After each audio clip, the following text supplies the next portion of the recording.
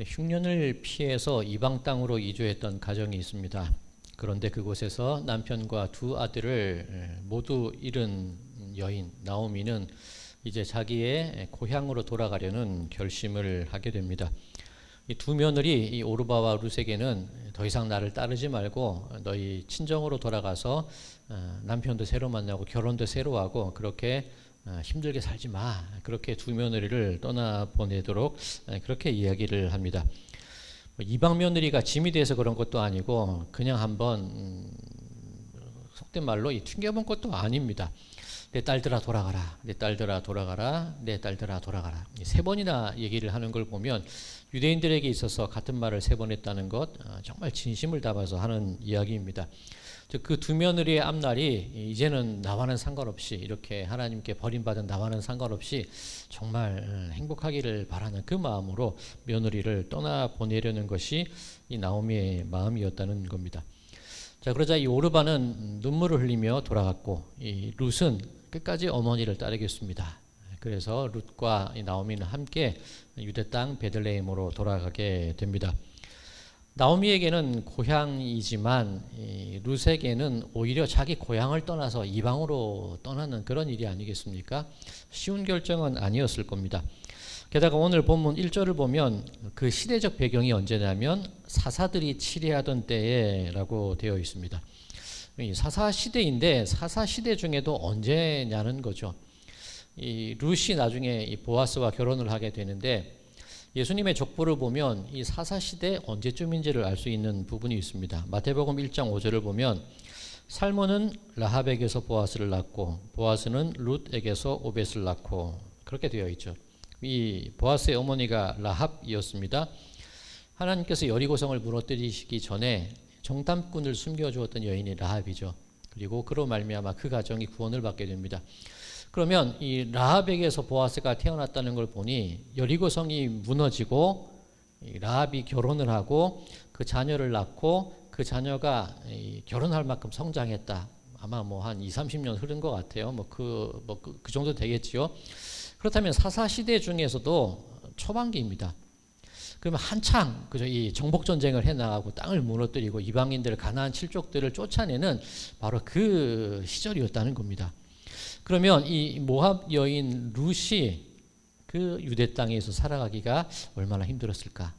그 가나안 칠족들 이방인들을 향한 그 시선, 그 경계감, 그 긴장감이 정말 굉장히 높았던 그 시대에 이 룻이 유대인 땅에 들어갔던 겁니다. 그뿐만이 아니라 신명기 23장에 보면 하나님께서 모압과 암몬 사람들은 영원토록 여호와의 총회에 들어오지 못할 것이다. 그 말씀을 하시거든요. 이 신명기가 모세가 거듭 말한 거 아닙니까? 다시 이스라엘 출애굽 2세대가 가나안 땅에 들어가기 전에 잊어먹지 말라고 꼭 기억하라고 강조해서 한 말이 신명기입니다.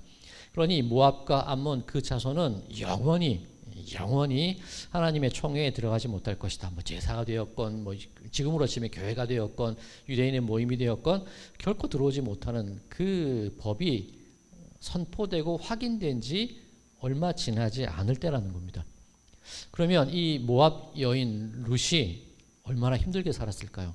쫄딱 망한 집안에서 그것도 홀 시어머니만 모시고 남편도 없이 그 사람들의 어떤 경계와 어떤 사람들의 어떤 차별 속에서 어머니를 모시고 일하고 그 틈바구니 속에서 자기가 짊어진 짐을 짊어지고 살아야 되는 그 삶이 얼마나 어려웠을까, 얼마나 힘들었을까, 우리는 아마 상상조차 할 수 없을 것입니다.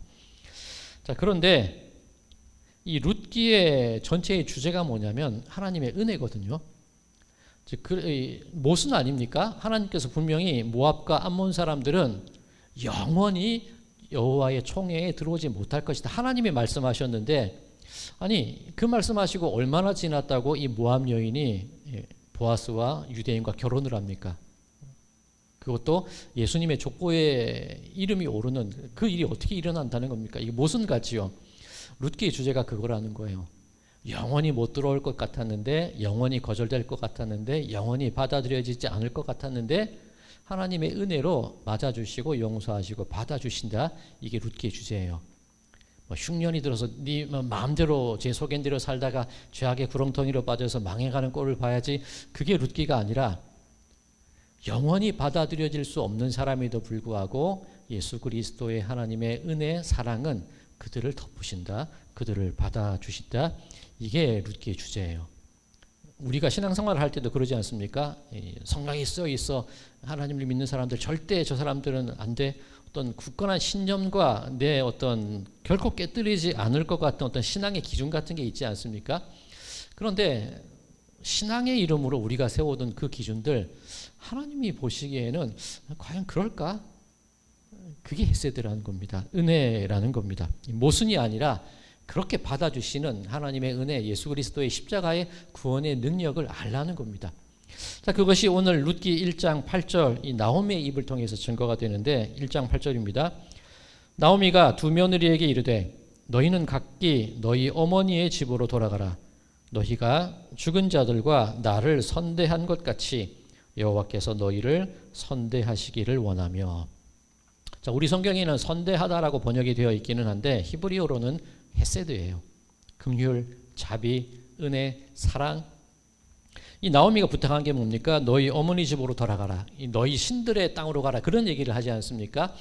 너희 섬기던 그곳으로 돌아가, 죄악의 자리로 돌아가. 그런 의미가 아니라 이 어머니의 집이라고 할 때 누구죠? 이삭의 며느리를 구하러 갈 때 어머니의 집이라는 표현이 나오거든요. 이 홀어머니라는 뜻이 아니라 이 아버지의 집하고 좀 어감이 다릅니다. 이 맞아주고 따스히 안아주는 그 어머니의 이미지가 나오는 거거든요. 그러니까 나오미가 하나님께서 너희를 선대하시기를 원한다. 그 말은 너희가 그 이방 땅, 너희들이 살던 그 지역으로 돌아간다 할지라도 그곳에서도 베풀어 주시는 하나님의 구원의 역사가 너희들의 삶 가운데 임하기를 나는 소망해. 그 얘기를 하는 겁니다. 이게 헤세드라는 겁니다. 그리고 이 룻기에 헤세드라는 단어가 참 많이 나와요. 그런데 다양하게 번역이 되어 있습니다. 이 선대라고 번역이 되어 있기도 하고, 이 룻기 3장에 룻이 보아스 발밑에서 잠을 자지 않습니까? 청혼하는 건데 보아스가 이 룻에게 말하기를 그대가 이 젊은 남자도 따라가지 않고 그렇게 방탕하게 살아가지 않고 너의 처음 인애가 마지막 너의 인애가 처음보다 마지막이 더 크다. 그 얘기를 해요. 그때 쓰여진 인애가 헤세드입니다. 어머니를 돌보는 얘기들, 이 나오미, 이 룻, 보아스, 이 헤세드라는 단어를 우리 성경에는 각각 다른 단어로 번역이 되어 있지만 모두가 히브리어에서는 헤세드, 은혜, 긍휼로 쓰여져 있던 것을 볼 수가 있습니다. 이게 룻기의 주제라는 겁니다. 아무리 극악무도한 사람이라 할지라도 하나님의 헤세드는, 하나님의 은혜는 그 은혜에 기대게 될 때 맞아주신다, 받아주신다는 겁니다. 자, 그러면 우리가 생각해 봐야 될 게 무엇이냐면, 그렇게 하나님의 은혜는 우리를 맞아주시는데 그 은혜를 경험한 우리들은 어떤 삶의 모습으로, 어떤 신앙의 모습으로 살아가야 될까? 이거를 찾아봐야겠죠. 우리 신앙인의 자세는 어때야 할까? 이것이 오늘 이 설교를 통해서 함께 나누고 싶은 주제입니다. 자, 오늘 본문 14절입니다. 그들이 소리를 높여 다시 울더니 오르바는 그의 시어머니에게 입맞추되 룻은 그를 붙쫓았더라. 이제 오르바는 친정으로 돌아가기를 결심한 거고 룻은 여전히 그 시어머니와 함께 따르기를 결심하는 그 장면입니다. 이 붙쫓았더라, 이 사전을 찾아보니까, 우리 국어 사전을 찾아보니까 존경하거나 섬겨 따르다, 그런 뜻입니다. 네, 어머니 제가 끝까지 모시겠습니다. 뭐 예전에 일부종사, 그죠? 우리 말도 어릴 때는 아버지, 그다음에 남편, 죽어서도 그 자녀, 일부종사, 그런 개념처럼 보이는데 그런 개념은 아닙니다. 이 붙쫓다라는 단어가 히브리어로는 다바크라는 단어를 쓰는데, 이 다바크가 창세기에서 어떻게 쓰였는지를 보면 뜻을 조금 더 명확히 알 수 있습니다. 창세기 2장 24절입니다. 이러므로 남자가 부모를 떠나 그의 아내와 합하여 둘이 한 몸을 이룰지로다. 여기서 그의 아내와 합하여, 이 합하다라는 단어가 이 다바크, 붙쫓다라는 단어입니다. 좀 이 어감의 느낌이 오십니까? 각기 다른 삶을 살았던 두 사람이 한 몸인 것처럼 연합하여지는, 그렇게 꼭 붙어 있는 상태가 다바크, 붙쫓다라는 겁니다. 그런데 지금 읽은 이 창세기 2장 24절에 보면 둘이 한 몸을 이룰지라, 이게 히브리어로 야다거든요. 야다가 뭐냐면 알다는 뜻이에요. 우리가 하나님을 알기를 힘쓰자, 그 말할 때 쓰는 단어가 야다예요. 즉 우리가 하나님을 안다는 게 어떤 의미냐면 신랑과 신부가 서로 한 집에서, 한 침대에서, 한 이불 속에서 서로를 그렇게 알아가듯이 그렇게 하나님과 친교하고 하나님을 알아가자는 겁니다. 그러면 붙잡다라는 단어가 어떤 뜻이냐면 그렇게 하나님과 우리의 사이가 서로의 삶을 속속들이 알아가고 그냥 객관적으로 누군가를 관찰하는 상태가 아니라 그의 어떤 속마음이라든가 모든 삶까지도 연합하여서 알아가는데 그렇게 합하여진 상태가 이 붙잡다라는 말의 뜻이라는 겁니다. 단순히 공경하고 일부종사 그런 의미가 아니시지요. 그러니 하나님이 자비와 긍휼을 베푸셔서 은혜를 베푸셔서 나오지 못할 영원히 허락되지 아니하는 우리에게 당신에게 올 길을 열어주셨으니 우리들의 신앙의 자세는 어때야 되느냐 하면 하나님을 붙잡는 거예요. 하나님을 알기에, 하나님을 속속들이 알기에 하나님 역시 우리를 아실 수 있도록 그렇게 하나님께 온전히 매달리고 붙어있는 그 상태가 붙잡다라는 그런 의미라는 겁니다. 은혜를 누린 우리가 살아가야 될 삶의 태도가 붙잡다, 다바크, 한 몸을 이루다, 합하여지다 그렇게 신앙생활을 해나가자는 겁니다. 여기서 주의해야 될 것이 있는데 이 다바크, 붙잡다, 합하여, 연합하다 이 단어가 똑같은 단어인데 그 합하는 것을 어떤 행동하는 그 사람의 마음가짐에 따라서 전혀 다른 결과를 보이는 경우도 있습니다. 창세기 34장 3절인데 제가 읽겠습니다. 그 마음이 깊이 야곱의 딸 디나에게 연연하며 그 소녀를 사랑하여 그의 마음을 말로 위로하고. 어떤 내용인지 아시겠죠? 이 다윗의 딸 디나가 세겜에게 몹쓸 짓을 당하는 그런 장면이 나오는 그 부분입니다. 그러면 이 세겜 성읍의 이 하몰의 아들 세겜이 그 마음이 디나에게 연연하여라고 되어 있는데 이게 다바크예요. 요즘으로 치면 스토킹하는 겁니다. 집착하는 거예요. 그러면 이 다바크라는 단어가 똑같은 단어가 만약에 내가 하나님의 은혜에 기대어서 하나님을 알아가고 하나님을 사랑하고 그 긍휼 때문에 허락되지 않은 영원히 거절되던 내가 받아들여진 그 마음으로 하나님을 쫓게 되면 하나님과 연합하는 존재가 되는데 연연하고 집착하고 스토킹하는 존재가 되어버리면 그 결과는 안타깝고 비참한 결과로 이어지게 된다는 겁니다. 자, 이게 어떤 의미가 있냐면 이 하나님을 연연하고 어떻게 하나님께 스토킹한다 이 의미를 어떻게 이해를 해야 되느냐면요.